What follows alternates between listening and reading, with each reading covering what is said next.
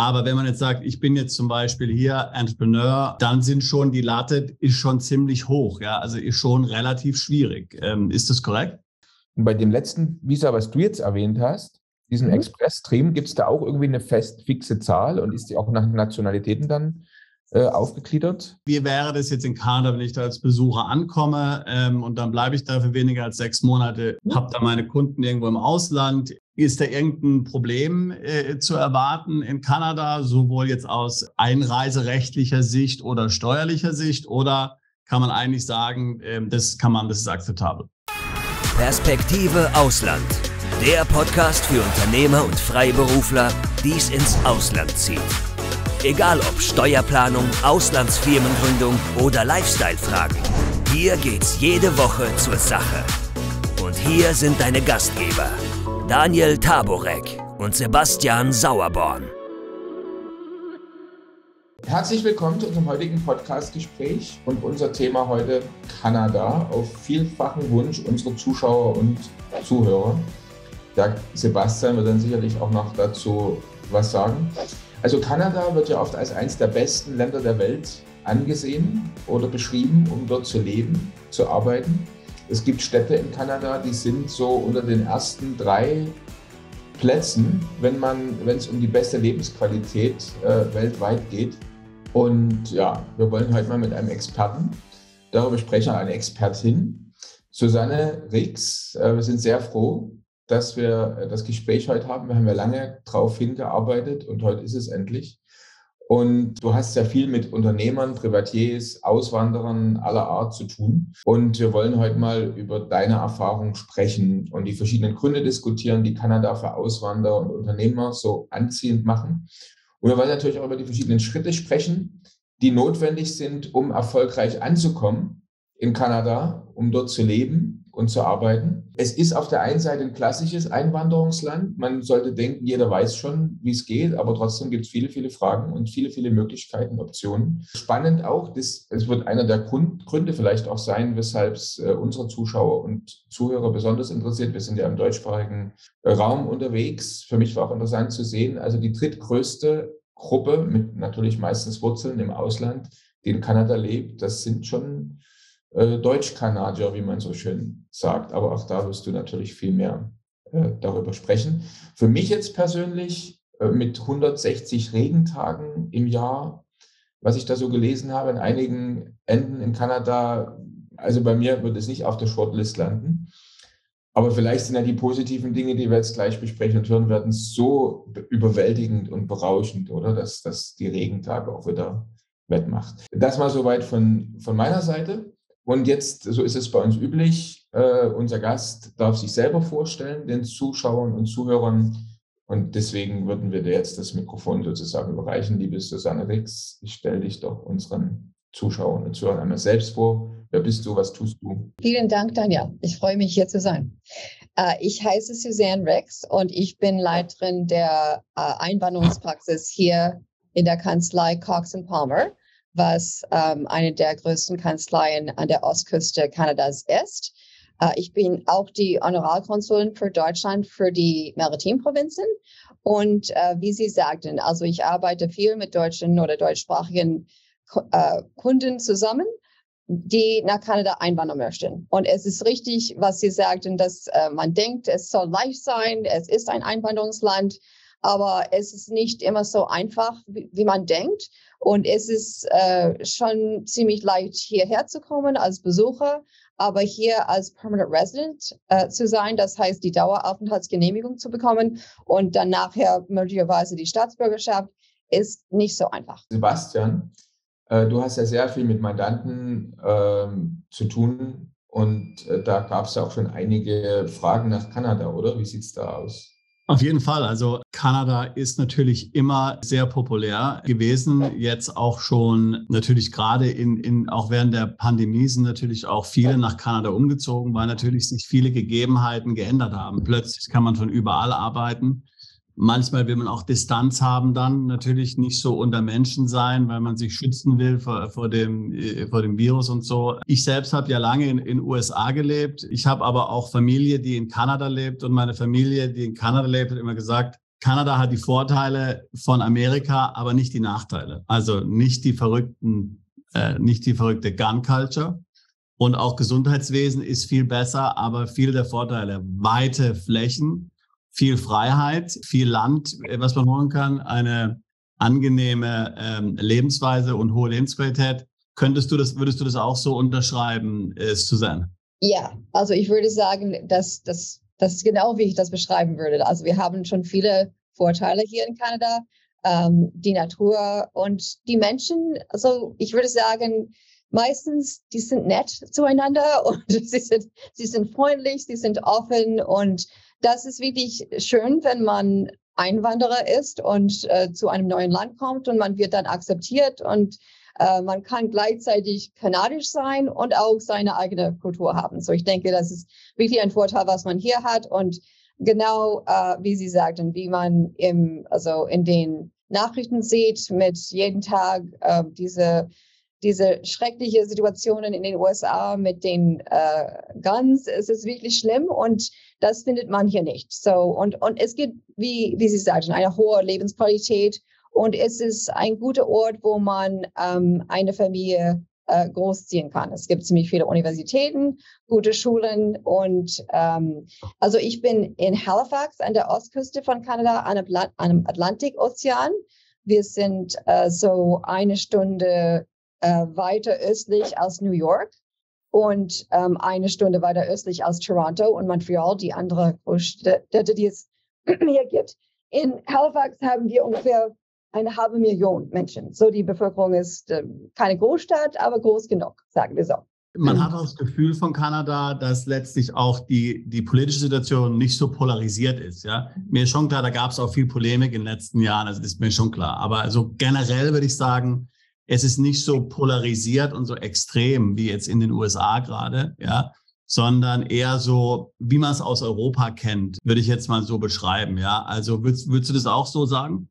Ja, ich würde das auch so sagen. Es gibt viel mehr Leute so in der Mitte ungefähr. Es gibt schon einige Leute, die andere Meinungen haben und das ist natürlich okay. Aber also wir sehen auch die Nachrichten in den USA und meinen auch, dass es scheint sehr große Unterschiede zu geben zwischen den zwei Parteien. Und hier ist es nicht so. Also es geht normalerweise zwischen den Liberals und den Conservatives.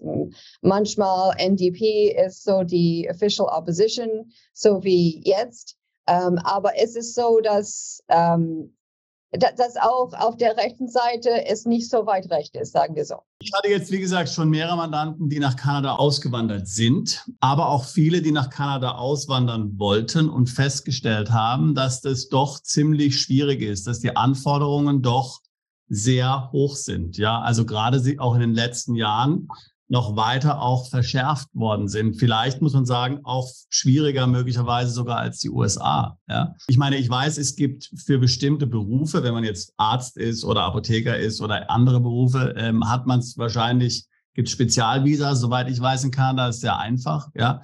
Aber wenn man jetzt sagt, ich bin jetzt zum Beispiel hier Entrepreneur oder ich will mein eigenes kleines Unternehmen haben oder so, dann sind schon die Latte ist schon ziemlich hoch, ja, also ist schon relativ schwierig.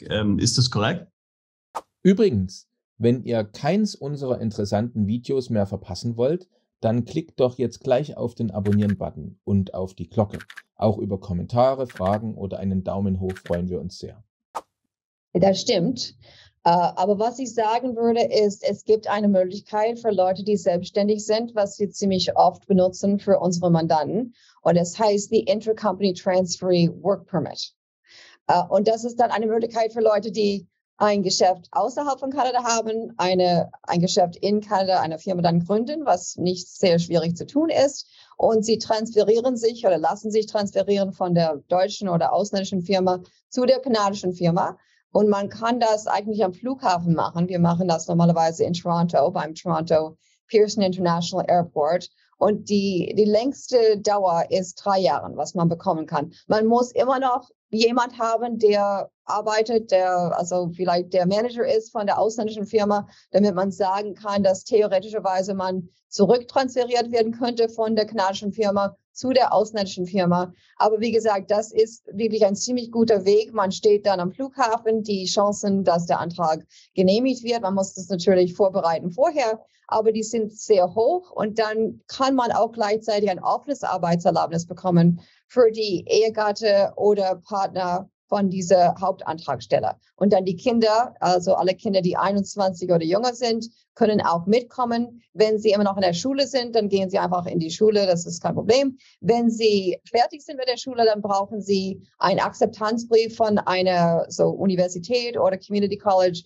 wo sie akzeptiert worden sind, und dann würden sie ein Studentenerlaubnis beantragen. Aber das ist wirklich ein sehr guter Weg, und der Grund dafür ist, das kann man alles so ziemlich gut, also es ist innerhalb von unserer Kontrolle. Das ist nicht, heißt, man braucht nicht unbedingt ein Jobangebot mit Werbung, was man normalerweise bräuchte, sondern man kann das selber machen, wenn das passt. Und dann hat der Hauptantragsteller ein Arbeitserlaubnis nur für seine oder ihre eigene Firma zu arbeiten. Wobei die andere Person, dieser Partner, wie gesagt, hat ein offenes Arbeitserlaubnis. Und dann, was wir normalerweise tun, ist, diese Partner kann dann ein Jahr arbeiten, irgendwo normalerweise nicht für sein oder ihr Ehegatte, sondern für einen Drittarbeitgeber, wo es schon existiert hat seit 2 Jahren, arbeitet dort in irgendeinem Job, wofür man eine Ausbildung nach der Schule braucht, so nicht ein aber auch Assistentin oder so würde qualifizieren oder Manager irgendeiner Art. Und wenn diese Person dann, die Ehegatte,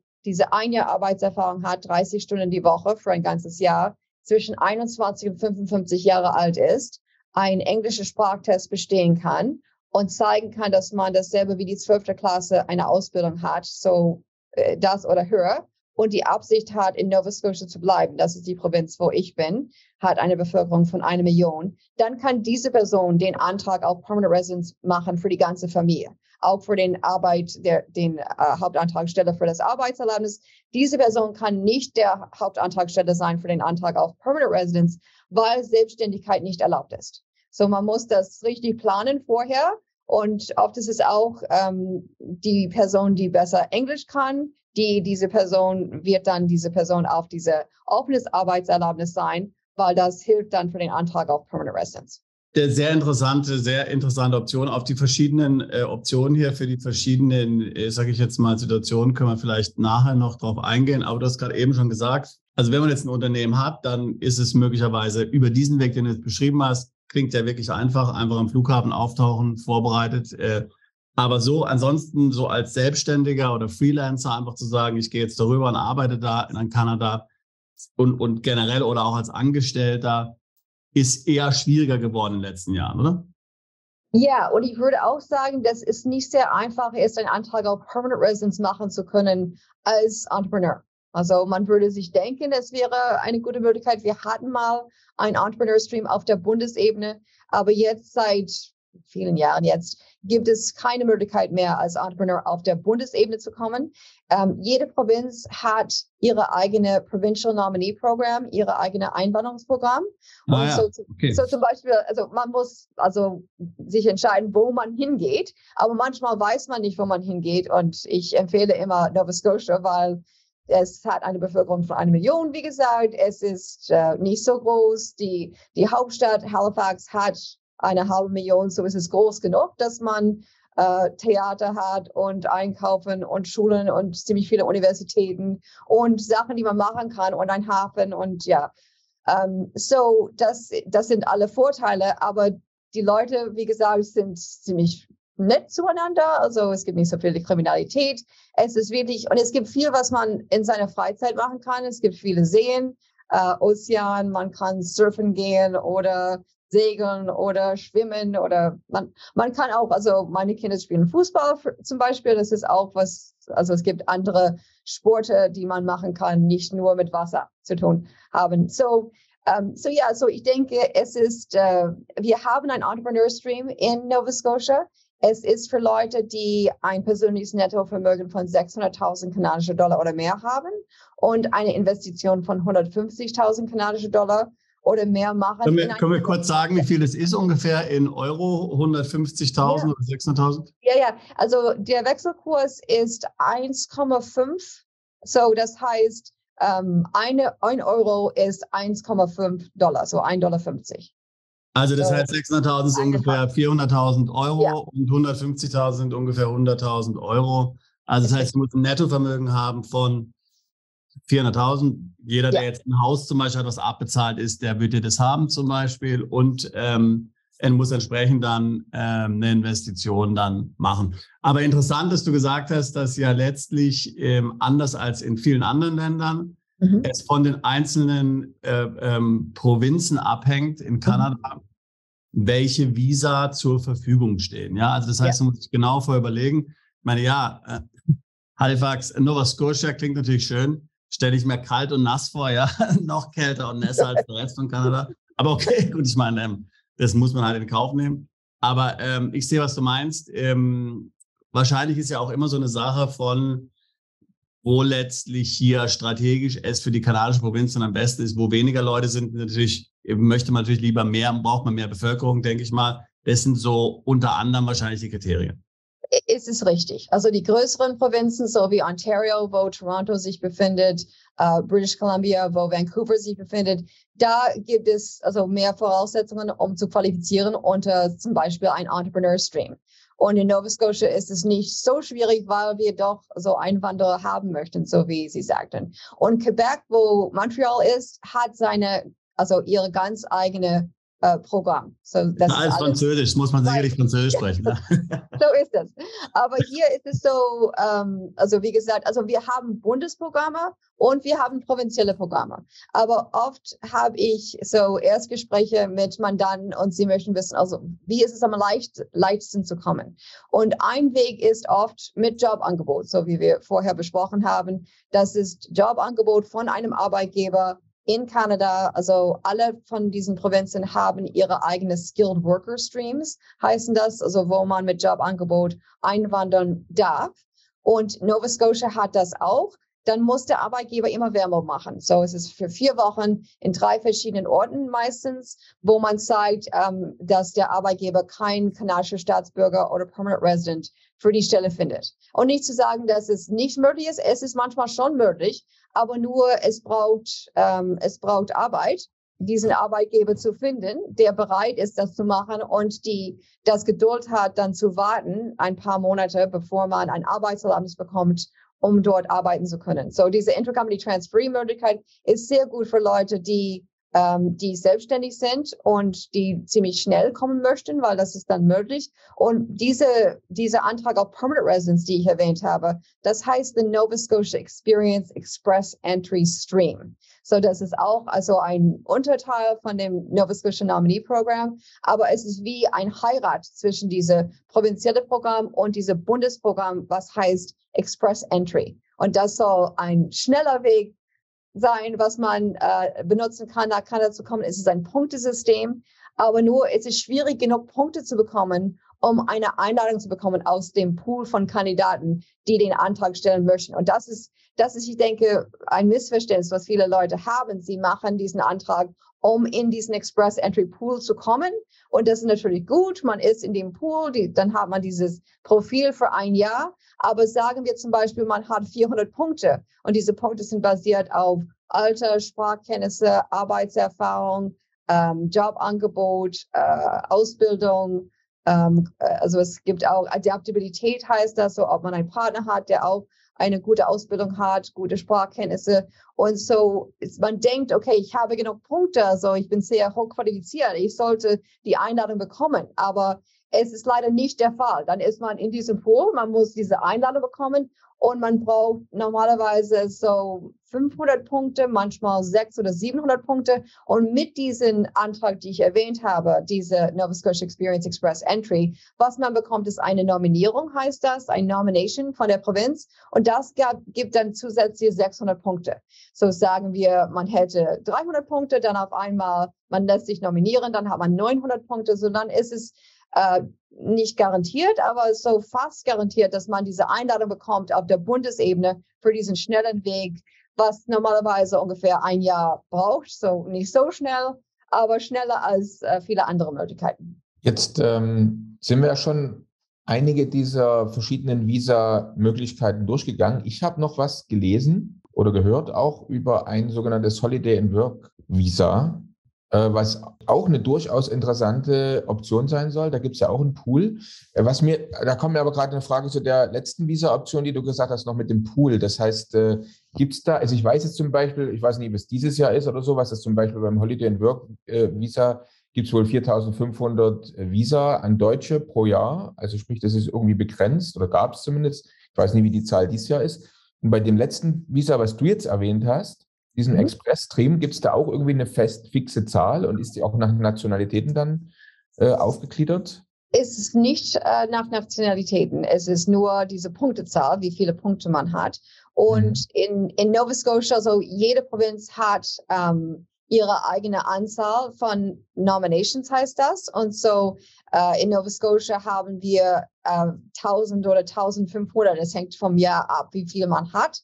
Und dann muss die Provinz dann mit dieser Nummer dann zurechtkommen. Wie gesagt, nicht nach Nationalitäten, aber sondern also sie unterteilen das selber zwischen den verschiedenen Streams, diesen verschiedenen Programmen, die wir haben.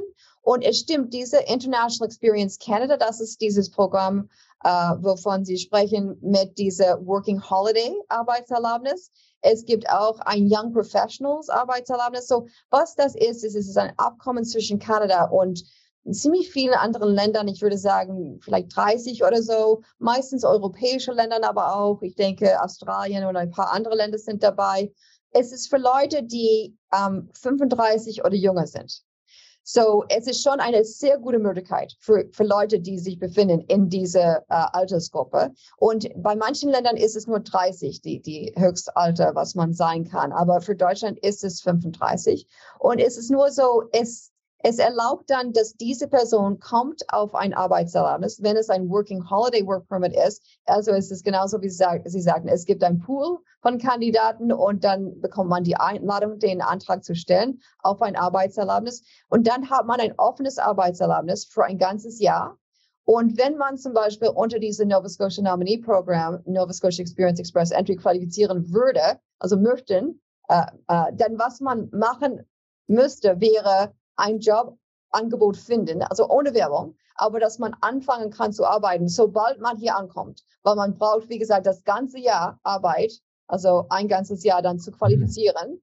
Und so besser ist es, das vorher geregelt zu haben, damit man ankommt, fängt an, sofort zu arbeiten, hat dann das ganze Jahr Arbeitserfahrung, damit man in der Lage ist, diesen Antrag zu stellen. Aber nur mit diesem International Experience Canada Programm ist es nur diese eine Person, der Hauptantragsteller. So, die Familie darf nicht mitkommen mit auf ein Arbeitserlaubnis oder Studentenerlaubnis oder so, sondern sagen wir, es gibt ein Paar, dann muss die zwei Personen dann jeder einen Antrag stellen. Oder die andere Person könnte vielleicht mitkommen als Besucher, aber nicht unbedingt mit Arbeitserlaubnis, so wie diese Intercompany Transfer Arbeitserlaubnis, was man hat.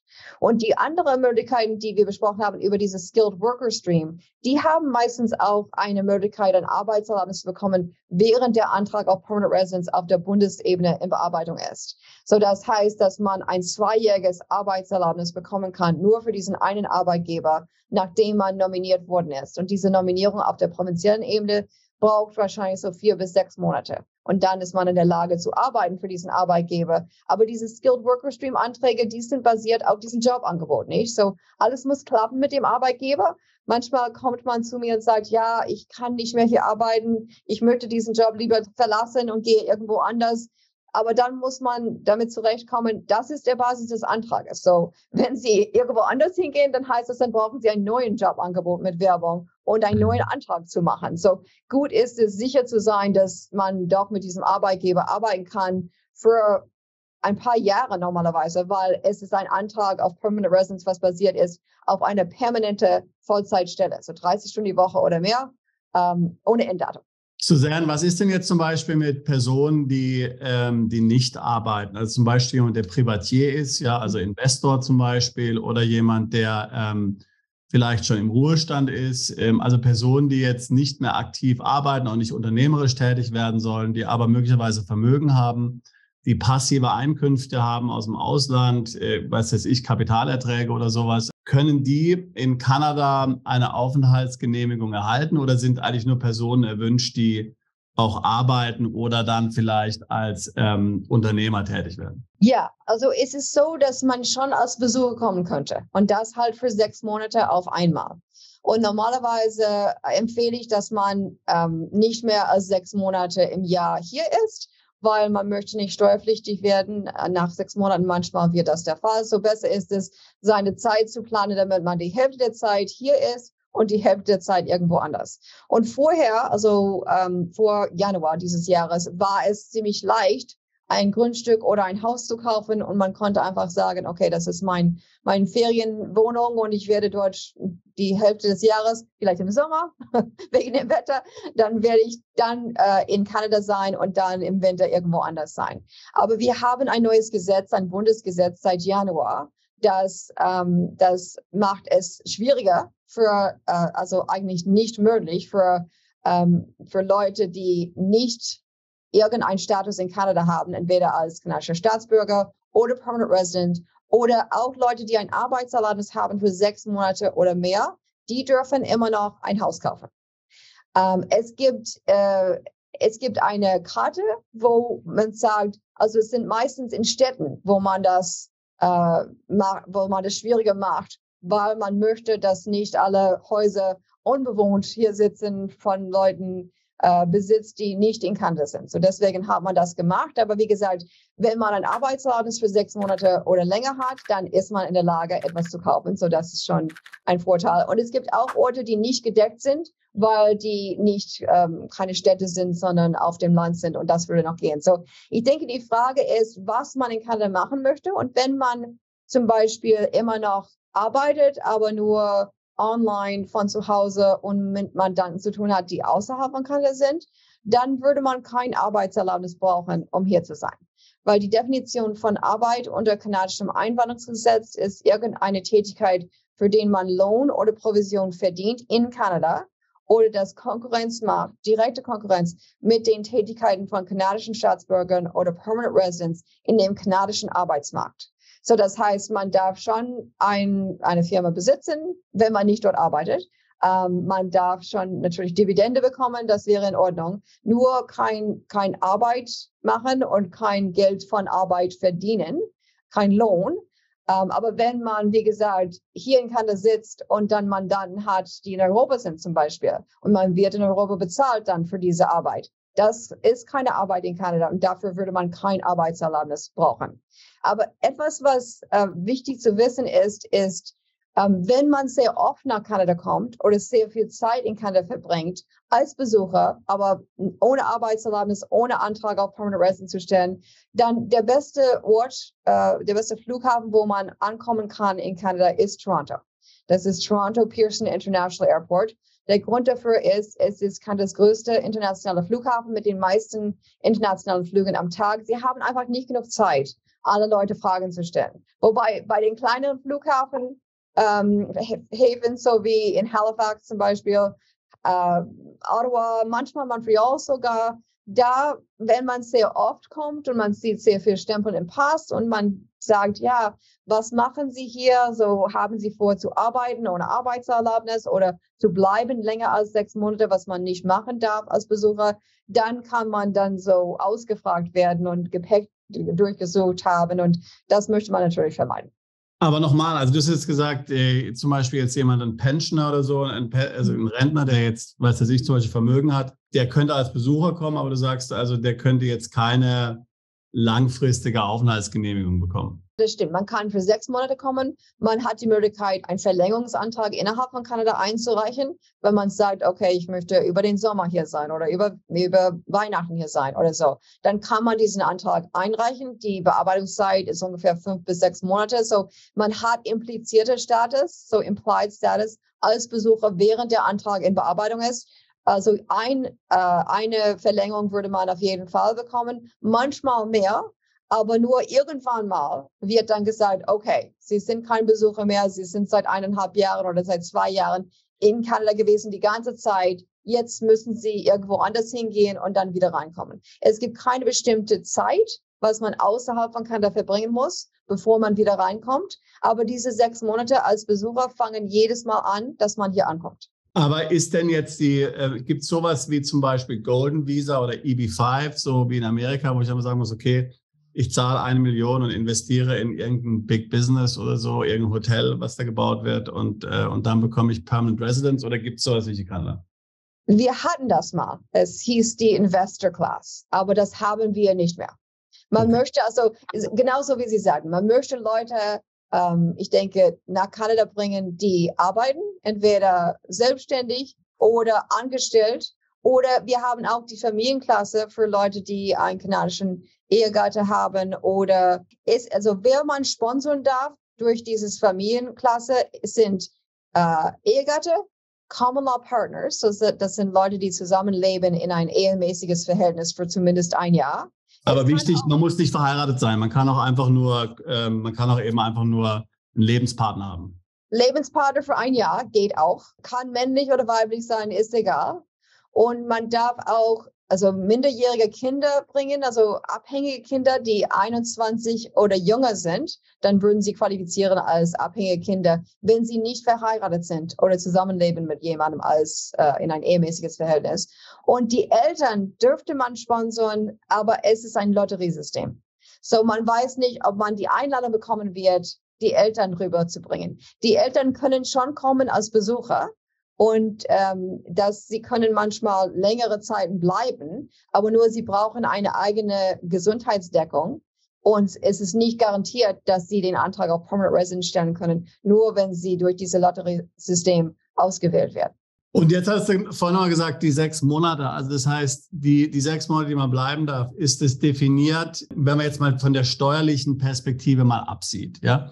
Mir ist klar, nach 6 Monaten Steuerpflicht möglicherweise und so weiter. Aber sind die 6 Monate definiert, 6 Monate in einem Kalenderjahr, oder kann ich sagen, ich bin 6 Monate da, gehe für 1 Monat nach Hause und komme dann wieder für 6 Monate, oder werde ich dann weggeschickt an der Grenze? Ja, es ist 6 Monate jedes Mal, dass man hier ankommt. So, man könnte theoretischerweise 6 Monate hier sein, 1 Monat weggehen, dann zurückkommen. Ich würde sagen, wie gesagt, in Toronto ankommen. Keine Ausgangskontrolle. Man kann ruhig von Halifax oder egal wo direkt nach Europa fliegen. Es ist nur diese Ankunft, was man organisieren soll durch Toronto, weil es leichter ist und einfacher und weniger Fragen gibt und ja. Aber wenn man nur so einmal kommt, für ein paar Monate, da kann man ruhig bei jedem Flughafen ankommen. Es ist nur, wenn man sehr viel Zeit hier verbringt, dass der Offizier vielleicht denken würde, okay, macht diese Person etwas so wie Arbeit oder möchte diese Person Permanent Resident werden und hat noch nicht einen Antrag gestellt. So, das sind die Situationen, wo man besser dann über Toronto kommt. So. Also es liegt im Grunde genommen, es ist nicht verboten, aber es liegt im Ermessungsspielraum des Grenzbeamten, dann zu sagen, naja, da läuft irgendwas, das nicht ganz sauber ist und jetzt darf der nicht reinkommen. Ja, also diese Person, dieser Offizier hat dann immer die Diskretion. Normalerweise würde er oder sie nicht sagen, okay, Sie können nicht mehr reinkommen, sondern er oder sie gibt dann ein Dokument. Es heißt ein Visitor Record und es kann für jede Zeit gültig sein, bis zu 6 Monate. So, wenn Sie gerade reingekommen sind und haben gesagt, okay, ich bleibe für 2 Wochen, dann kann es sein, diese Person stellt dann ein Visitor Record aus für 2 Wochen. Kann man das innerhalb von Kanada verlängern? Ja. Machen die Grenzoffiziere das sehr oft? Nein. Das ist Arbeit, das braucht Zeit. Oft haben sie keine Zeit.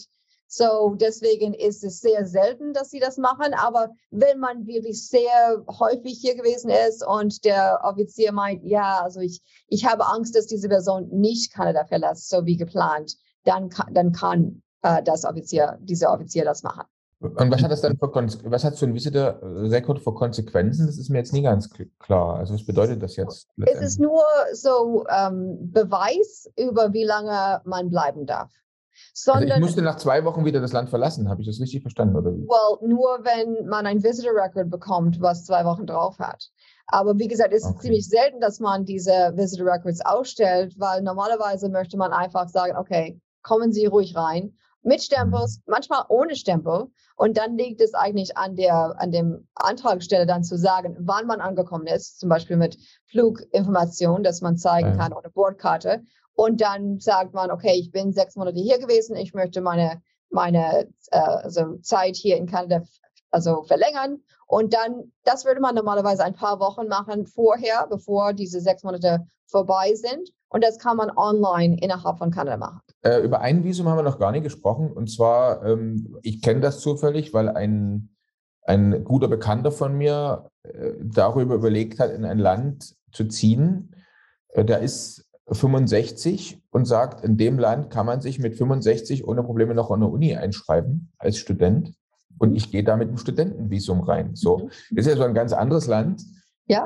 Mich würde es trotzdem mal interessieren, was würde jetzt passieren, wenn man, ich sage mal, über diese jugendlichen Jahre schon lange hinaus ist und man sagt, ich melde mich jetzt mal bei einer Uni an und nehme ein Studentenvisum. Ist das ein es ist eine sehr gute Möglichkeit, dass Sie erwähnen, nach Kanada zu kommen als internationaler Student. Die Gebühren sind natürlich höher als die Einheimischen, aber immerhin, also man muss nicht unbedingt immer noch 20 sein, um ein Studentenerlaubnis zu bekommen. Und die gute Sache ist, wenn man ein Studentenerlaubnis beantragt, was man außerhalb von Kanada machen muss, man macht das online. Wenn man aus den USA kommt, kann man das schon an der Grenze machen. Oder Grönland oder St. Pierre und Miquelon. Das sind die Ausnahmen, sondern alle anderen Antragsteller müssen das von außerhalb von Kanada machen. Was man braucht als Anfangspunkt ist ein Akzeptanzbrief von der Uni. Und hier gibt es eine ganz große Uni, es heißt Dalhousie University. Sie haben ungefähr 20.000 Studenten mit Medizin, Jura, Ingenieurwissenschaft, Architekturwissenschaft, Zahnmedizin, eigentlich alles, was man normalerweise haben möchte. Und wir haben auch, ich denke, 3 oder 4 andere Universitäten in der Provinz. Und wir haben Nova Scotia Community College, so man nennt das NSCC. Und diese ist eine sehr gute Möglichkeit für Leute, die vielleicht ein Zweitstudium machen. Sie haben 130 verschiedene Programme. Sie haben 13 Campuses in der ganzen Provinz, so auch oben in Cape Breton gibt es 2 und in Halifax, in dieser Gegend gibt es 3. So, da kann man, Graphic Design studieren oder man kann Marketing Assistant werden oder man kann Koch werden oder Klempnermeister. Sie haben alles Mögliche. Und die meisten Programme sind 1 oder 2 Jahre. Es ist immer gut, ein 2-jähriges Studentenerlaubnis zu bekommen, weil man danach dann ein Arbeitserlaubnis, ein offenes Arbeitserlaubnis, es heißt ein Postgraduate Open Work Permit, bekommen darf dann für 3 Jahre.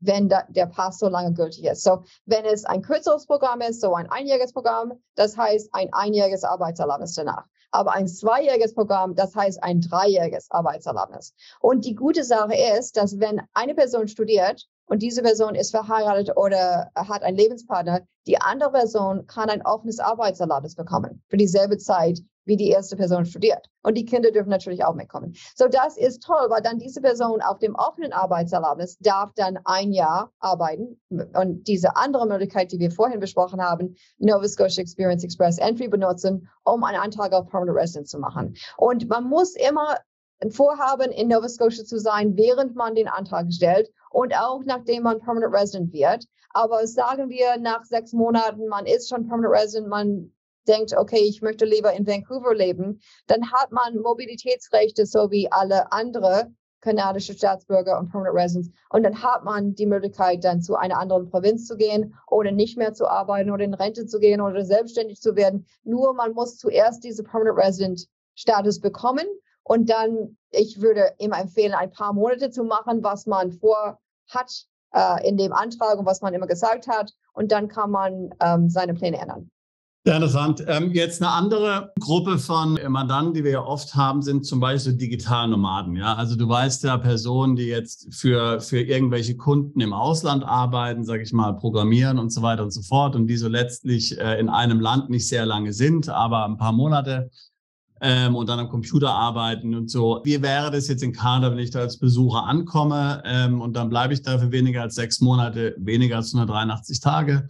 Habe da meine Kunden irgendwo im Ausland. Ist da irgendein Problem zu erwarten in Kanada, sowohl jetzt aus einreiserechtlicher Sicht oder steuerlicher Sicht? Oder kann man eigentlich sagen, das ist akzeptabel? Well, ich denke, man hätte dann so 3 Möglichkeiten. So entweder man ist selbstständig und man möchte ein Intercompany Transfer Arbeitserlaubnis stellen, damit man in der Lage ist, in Kanada zu arbeiten, Arbeitserlaubnis für die Ehegatte dann zu bekommen, Antrag auf Permanent Residence stellen zu dürfen. Das ist eine Möglichkeit. Wenn man angestellt ist, dann könnte man einfach hier arbeiten es wäre dann keine Arbeit, wenn man nicht seine Dienstleistungen oder Güter dann an das kanadische Publikum verkauft. Oder die dritte Möglichkeit wäre, ein Jobangebot hier zu finden in diesem Bereich. Zum Beispiel als IT, also in dem IT-Bereich gibt es ziemlich viele Jobs, würde ich sagen, die eine Möglichkeit wären. Und dann könnte man durch diesen Jobangebot einen Skilled Worker Antrag stellen unter dem Nova Scotia Nominee Program. Wir haben eine andere Möglichkeit, was wir nicht besprochen haben. Es heißt the Atlantic Immigration Program. Und das ist wieder basiert auf ein Jobangebot. Es ist ein bisschen leichter als dieses Skilled Worker Stream, aber es dauert länger, ein Arbeitserlaubnis zu bekommen. So es gibt Vorteile und Nachteile, aber das kann man immer besprechen. So wie gesagt, entweder Arbeitserlaubnis als Selbstständige, Antrag auf Permanent Residence zu stellen als Angestellte, wenn man hier ein Jobangebot hat, oder einfach nicht in den Arbeitsmarkt reinzukommen, sondern einfach als Besucher hier zu sein, weil man nicht richtig arbeitet hier.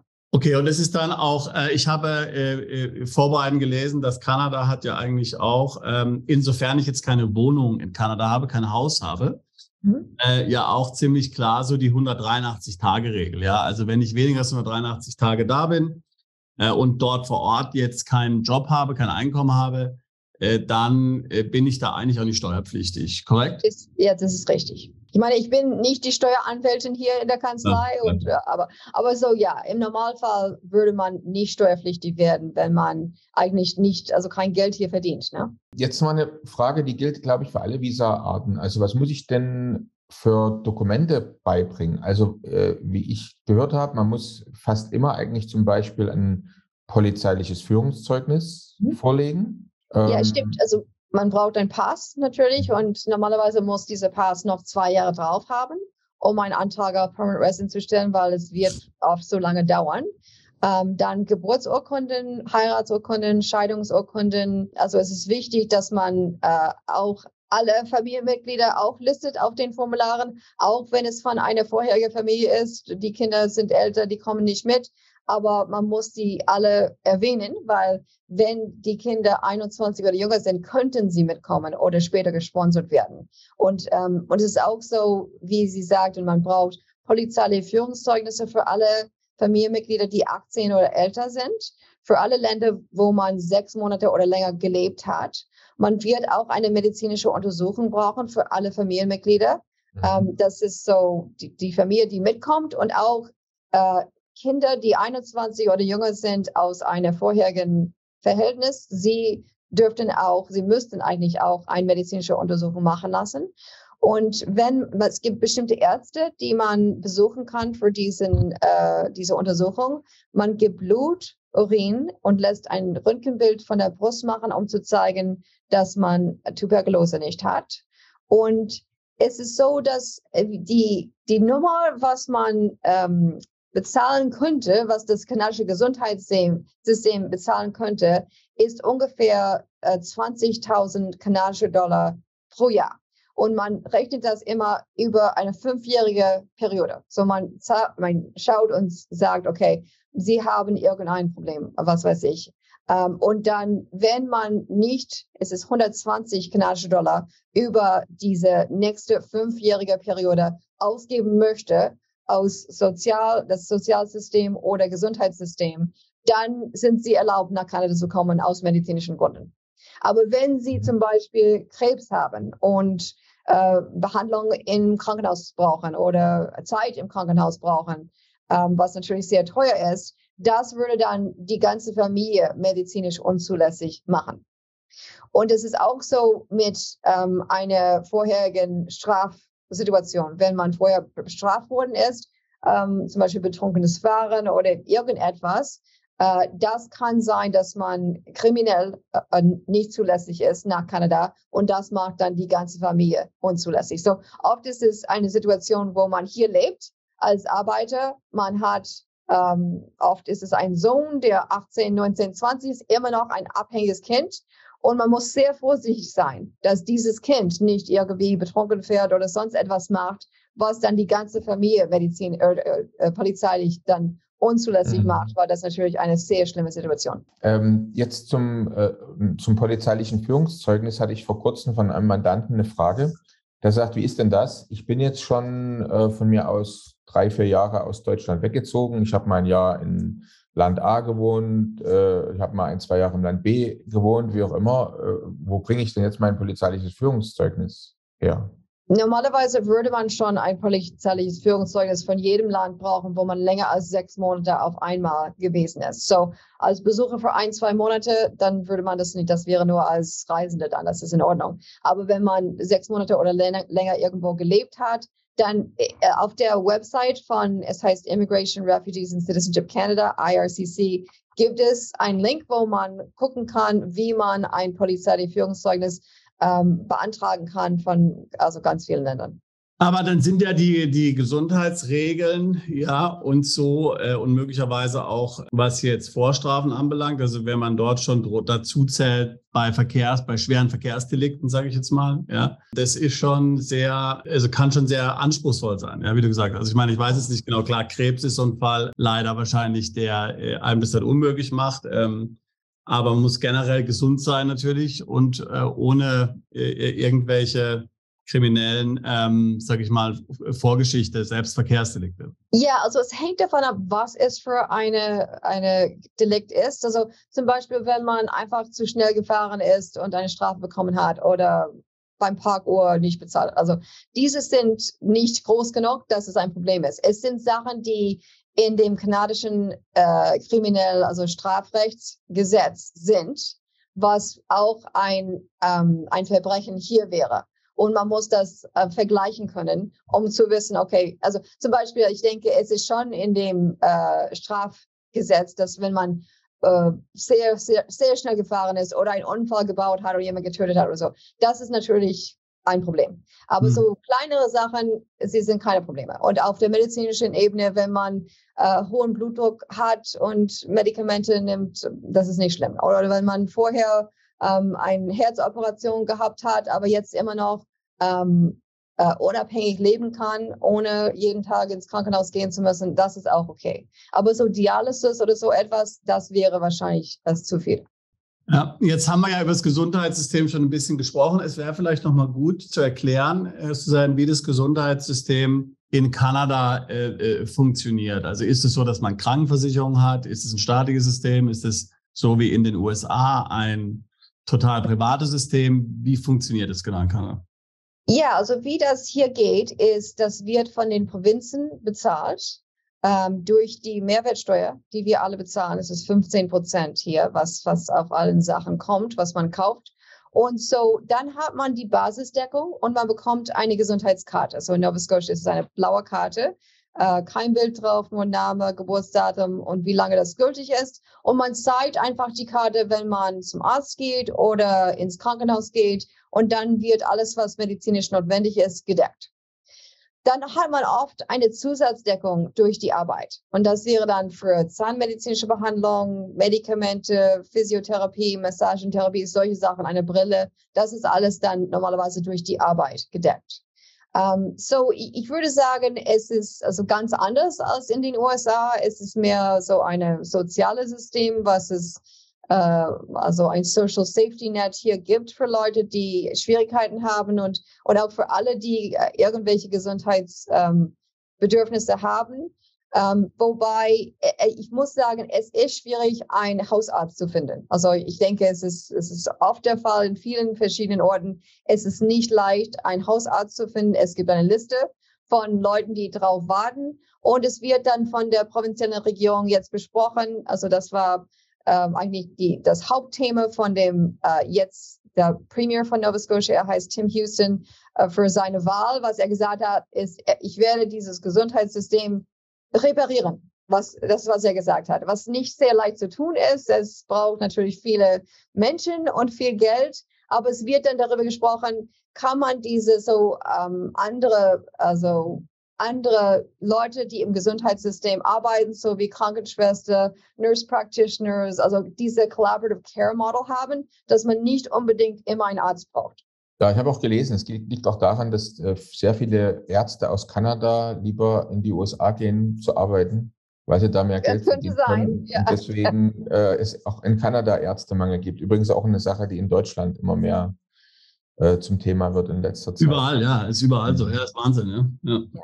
Dann haben wir das Gesundheitssystem, das Sozialsystem haben wir ganz gut besprochen. Bildungssystem, gibt es da noch irgendwas Ja. Erwähnenswertes? Ja, also wir haben ein öffentlichen Bildungssystem. Es geht bis zu Ende der 12. Klasse. Es wird auch von der provinziellen Regierung bezahlt. Wir haben auch ein paar Privatschulen. In einigen Schulen, auch die öffentlichen Schulen, kann man diese International Baccalaureate Programm machen, dieses IB-Programm, was überall auf der Welt anerkannt wird. Ich denke, wie eine gute Vorbereitung für die Uni. Und dann haben wir, wie gesagt, Universitäten, zum Beispiel Dalhousie, St. Mary's, es gibt auch Acadia, St. FX, verschiedene Universitäten, wo man normalerweise ein 4-jähriges Diplom machen würde. So, die größten wären so Bachelor of Arts, so Geisteswissenschaft, Bachelor of Sciences, Naturwissenschaft, Bachelor of Business. Das sind so die Hauptthemen, die man studieren würde, normalerweise auch für 4 Jahren. Und dann, wenn man studieren möchte, danach zum Beispiel Juraschule, da kann man sich bewerben. Das ist 3 Jahre. Es gibt ziemlich viel Konkurrenz, da reinzukommen, aber dann so Juraschule ist, wie gesagt, 3 Jahre und dann ein Referendarjahr danach. So insgesamt 8 Jahre müsste man verbringen. Medizin ist 4 Jahre, Zahnmedizin 4 Jahre. Und da gibt es immer Konkurrenz, weil es nicht genug Plätze gibt für alle Leute, die das machen möchten. Und man braucht gute Noten. Und dann gibt es auch diese Standardtests, zum Beispiel, also es heißt die LSAT für Jura und dann MCAT für Medizin. Oder es gibt auch diese andere Möglichkeit, wenn man nicht für die Uni geeignet ist oder man möchte das nicht machen, diese Community College System, wo man also ganz verschiedene Programme machen kann, 1-2 Jahre. Und ich denke, die sind viel praktischer für Leute, die dann sofort einen Job nachdem sie graduieren, finden können. Wobei diese Bachelor's Degree Programme, also mit einem Bachelor's Degree kann man also keinen guten Job finden. Man braucht etwas danach. Also ein Master's Degree oder Juraschule oder was weiß ich, irgendetwas. So ja, aber wie gesagt, also wenn man Klempnermeister oder Schreiner oder so etwas werden möchte, dann diese Nova Scotia Community College System, und ich denke, alle Provinzen haben ein ähnliches System. Aber ich weiß, in Deutschland gibt es diese Möglichkeit, diese Realschulabschluss zu machen, nach der 10. Klasse dann etwas anderes zu machen. Hier ist es nicht so. Man braucht die 12. Klasse, um irgendetwas anzufangen. Okay. Auch einfach einen Job zu suchen, aber es ist schwierig, einen Job zu finden mit nur die 12. Klasse. Und manchmal habe ich dann, die kommen und sie haben Kinder, besonders Söhne, die nicht mehr in der Schule sein möchten. Aber ich sage immer, okay, für die Sprachkenntnisse und auch für ihre Zukunft ist es am besten, sie machen diese 12. Klasse, diese Grade 12 Education High School zu Ende, damit sie dann in der Lage sind, etwas anderes zu machen. Und mit den Kosten ist es so, also die öffentliche Schule muss man nicht bezahlen, das wird durch den Steuern bezahlt. Die Privatschule, die Schule, wo meine Kinder gehen, es heißt the Halifax Grammar School, ist es ungefähr 20.000 pro Jahr. Und dann für die Unis, also ich habe eine Tochter, die schon in der Uni ist, es ist ungefähr 10.000 pro Jahr. Wobei ich denke, manchmal ist es mehr, wenn man Medizin oder Zahnmedizin oder so etwas, ist wahrscheinlich schon heftig. Man hat die Möglichkeit, es heißt ein Registered Education Savings Plan, so Programm, dann, worin man investieren kann und auch teilweise Gelder von der Regierung bekommen kann, wenn die Kinder klein sind, wenn man das so als Ersparnisse haben möchte für die Kinder, wenn sie alt genug sind, in die Uni zu gehen. Also so zum Beispiel, wie das jetzt in Deutschland ist, kostenfreier Studienzugang, sowas gibt es in Kanada. Leider nicht. Okay.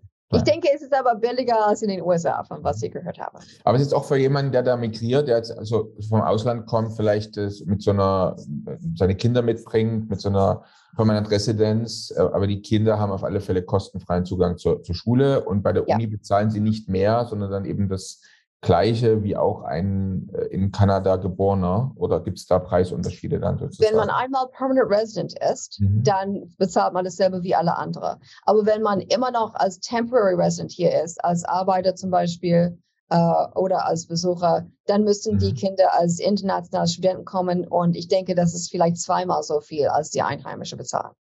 Ja, ich denke, jetzt wäre eine gute Zeit, zu einem unserer Lieblingsthemen doch nochmal überzuwechseln, nämlich Steuern und Finanzen. Oder Sebastian, Ja, was denkst auf du? jeden Fall, ja, das ist ja auf jeden Fall interessant, ja, ja. Also die interessiert natürlich unsere Zuschauer, Zuhörer auf alle Fälle sehr. Also wenn jetzt jemand sich entscheidet, ins Land zu gehen, wird er natürlich steuerpflichtig mit seinem Welteinkommen, mit seinem Vermögen in Zukunft. Und da würden wir gerne jetzt nochmal von Ihnen hören. Also es gibt ja die Unternehmenssteuern, es gibt die Einkommenssteuern.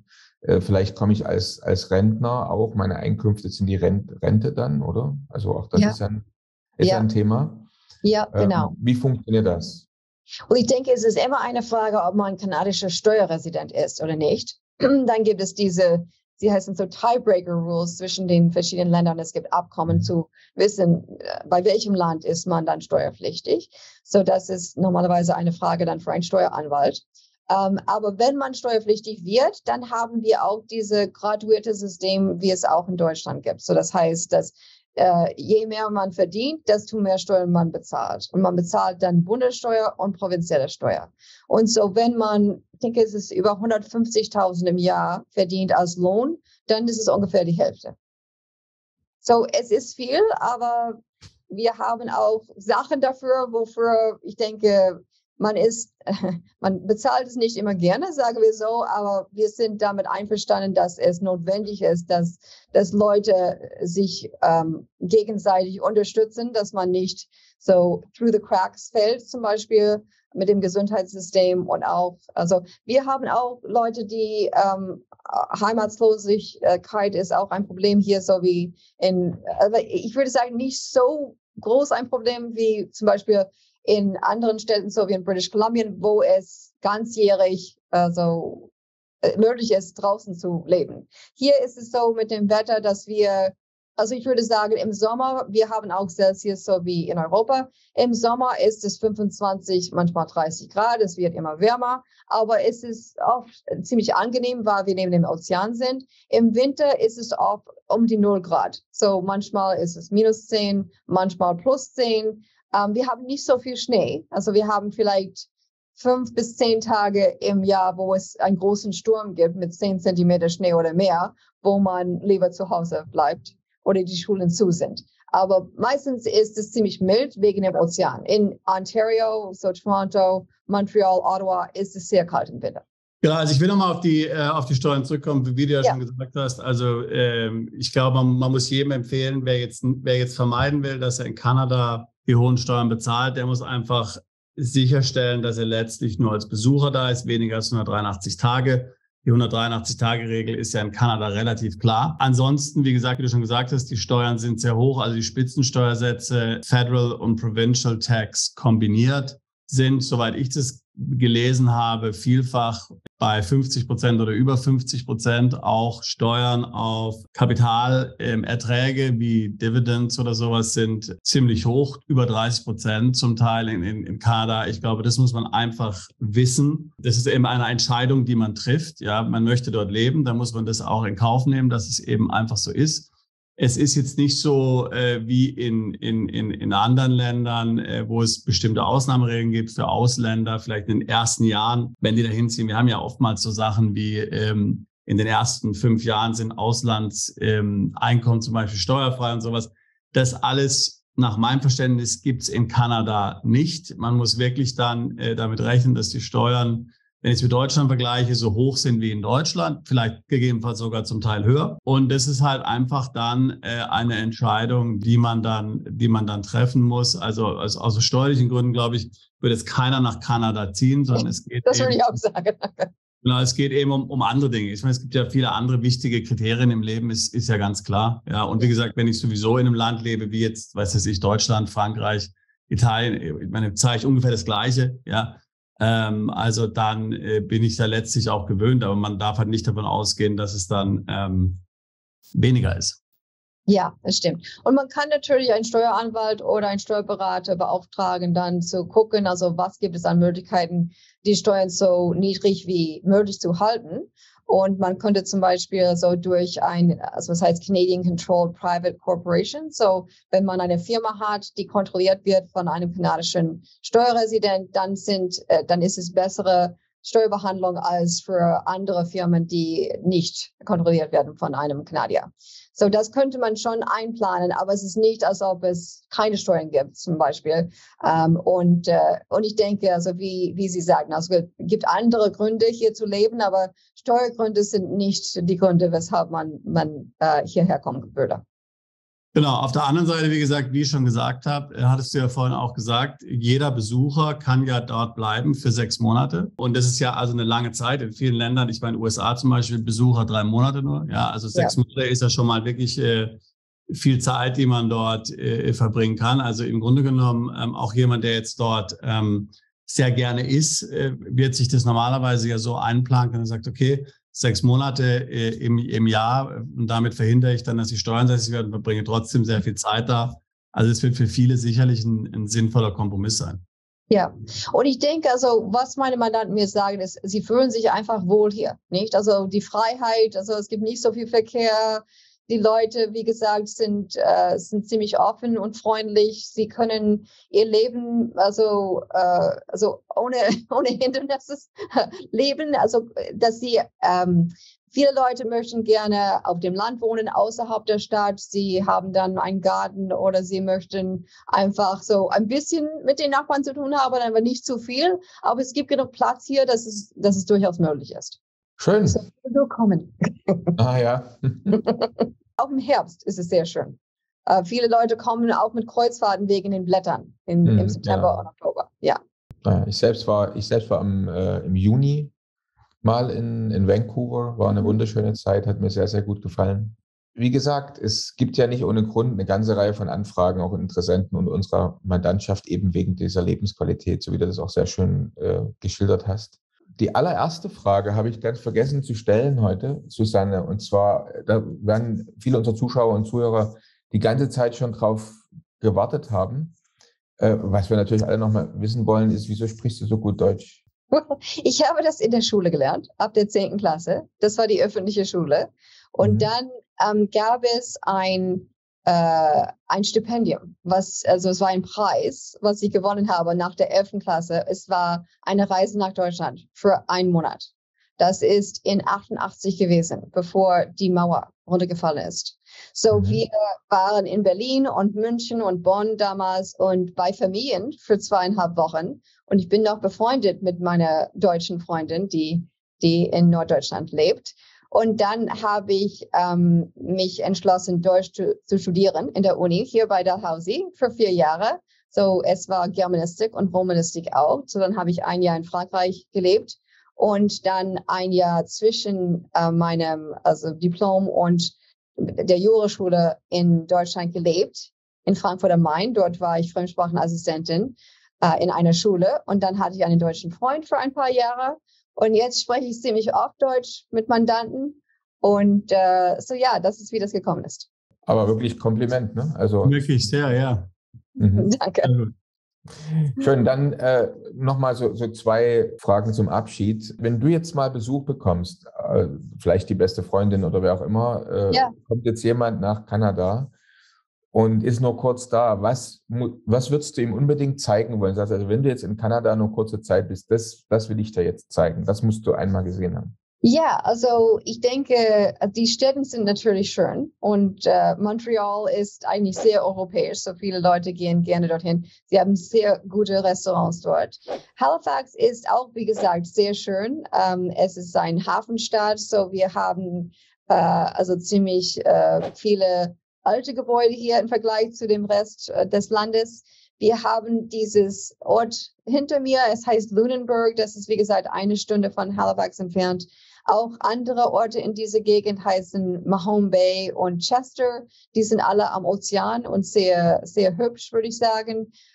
Viele Leute gehen gerne in die Rockies. So, das wäre so Banff, Jasper, das ist zwischen Alberta und British Columbia dann. Und viele Leute lieben Vancouver und Victoria, das sind auch schöne Orte. So, ich würde sagen, Sommer ist wahrscheinlich schon die beste Zeit. Aber wie gesagt, auch Herbst ist sehr schön hier an der Ostküste. Ab November ist es ein bisschen grau und wie gesagt, regnerisch, nicht mehr so warm. Aber ab normalerweise Mai, Juni wird es ziemlich schön. Das würde ich schon empfehlen. Du hast Restaurants erwähnt. Was empfiehlst du denn, wenn ich jetzt da in so ein kanadisches Restaurant gehen würde? Sagen, das muss man unbedingt mal probiert haben. Well, was ich gehört habe, ist, dass Hummer zum Beispiel sehr teuer ist in Deutschland, fast unbezahlbar. Wobei hier ist das schon in Halifax insbesondere und auch überall an der Ostküste etwas, was man ziemlich häufig essen würde, so im Restaurant. Vielleicht kostet es $50 oder sowas, aber es ist nicht zu viel. Und es gibt auch andere Meeresfrüchte, so wie Halibut und Shrimp und Oysters, also auch so, das sind alles so beliebte Sachen, wenn man gerne Fisch isst. Und dann gibt es auch die Möglichkeit, gute Steaks zu essen, würde ich sagen. Das ist auch immer etwas. Und Scallops sind auch gut. Das war schon, also man muss dazu sagen, was du erzählt hast, was man sich mal angucken soll und was man probieren soll, das ist ja schon wieder ein Tag, da reichen ein Ziel, reichen keine 183 Tage aus. Um zumindest die ganzen Orte, wo du gesagt hast, da soll man überall mal hingehen und sich angucken. Ja, und die sind sehr weit auseinander, so wirklich, also wenn man sich überlegt, so ungefähr 5000 Kilometer und dieser Zeitunterschied zwischen hier, Halifax und Vancouver ist 4 Stunden, so wie hier nach also London zum Beispiel. So die Distanzen sind sehr groß. Und viele Leute, sie besuchen auch gerne den Norden des Landes, aber das ist auch sehr weit. Es gibt Flüge dorthin, aber nicht so viele. Ich bin nie im Norden gewesen. Und es gibt einige Provinzen, wo ich nur so kurz gewesen bin für eine Konferenz oder so, aber nicht als Urlaub, weil es einfach so weit ist. Gibt's denn irgendein Land, also wenn du jetzt auswandern würdest aus Kanada, gäbe es irgendein Land, wo du sagst, also wenn das überhaupt mal in Frage käme, dass ich auswandern würde aus Kanada, dann vielleicht dahin. Gibt es da irgendwas? Well, ich würde sehr gerne 1 oder 2 Monate im Jahr in Italien verbringen. Da war ich schon ein paar Mal und ich lerne Italienisch so in meiner Freizeit. So, und ich bin sehr gerne in Deutschland, weil ich fühle mich wie zu Hause in Deutschland. Also ich denke, die Menschen sind, diese Perspektiven, die man hat, ist sehr ähnlich. Und es ist die Leute sind freundlich, die sind nett und offen und gastfreundlich. Es ist sauber. Es ist sehr gut, wenn man mit dem Zug fahren möchte oder so, oder nicht unbedingt mit dem Auto. Das ist immer noch, das kommt hier, sagen wir, mit der Transportation. Es ist immer noch, die Stadt von Halifax wächst ziemlich viel. Ich denke, es ist das schnell wachsende Stadt in Kanada. Im Moment, so ist es gut, diese Probleme zu haben, aber was wir jetzt bekommen, sind viele für Fahrräder, wo man fahren kann, diese Spuren. Und das ist natürlich gut, aber dann kann man nicht parken und manche Leute mögen das auch nicht. So. Okay, super, klasse. Wenn jetzt Zuschauer, Zuhörer, die jetzt noch mehr Fragen haben, mit dir in Kontakt kommen wollen, wie erreichen sie dich am besten? Wie kann man mit dir dann sozusagen Gespräch vereinbaren oder was wäre der richtige Weg? Ja, per E-Mail ist normalerweise die beste Methode dann. Dürfen wir die E-Mail einblenden dann? Ja, gerne. Dann machen wir das. Sehr schön, ja. Susanne, vielen Dank, sehr interessant. Kanada, ja. Vielen herzlichen Dank. Herzlichen Dank, Susanne. Okay, schönen Tag noch. Danke. Tschüss. Bis zur nächsten Folge von Perspektive Ausland, der Podcast für alle Unternehmer, die es ins Ausland zieht.